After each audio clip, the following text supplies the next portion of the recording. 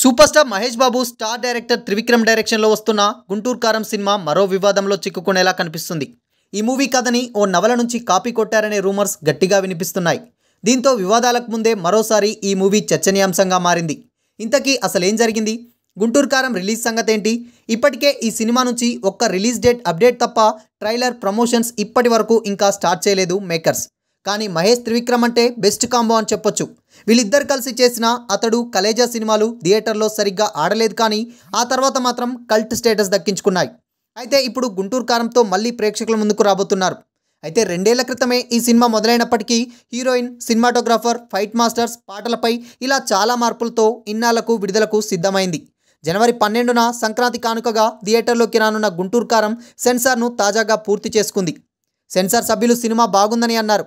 అదే టైంలో ఈ సినిమాకి యుద్ధనపూడి సులోచన రాణి, కీర్తి కిరీటాలు అనే నవలకు దగ్గర పోలికలున్నాయని అంటున్నారు. ఇందులో నిజమెంతో అనేది థియేటర్లోకి మూవీ వస్తే గానీ తెలియదు. ఇకపోతే గతంలోనూ త్రివిక్రమ్ సినిమాలపై ఇలా కాపీ కామెంట్స్ వినిపించాయి. ఆ సినిమా కూడా యుద్ధనపూడి మీనా నవల ఆధారంగా తీశారని అన్నారు. ఆ వివాదం ఆ తర్వాత సర్దుమణిగింది. కానీ ఇప్పుడు మహేష్ సినిమాకు కీర్తి కిరీటాలు నవలకు సంబంధం ఉందంటున్నారు. ఒకవేళ నిజమైతే మాత్రం రిలీజ్ తర్వాత వివాదం లాంటిదేమైనా జరగొచ్చు.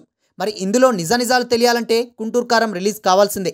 మరోపక్క ఈ సినిమా ప్రమోషన్స్ ఇంకా స్టార్ట్ చేయలేదంటూ ట్రైలర్ లాంటివి కూడా ఇంకా బయటికి రాలేదని మహేష్ ఫ్యాన్స్ నిరుత్సాహపడుతున్నారు. మొత్తంగా గుంటూరు కారం సినిమాకి అడ్డంకులు వస్తూనే ఉన్నాయి.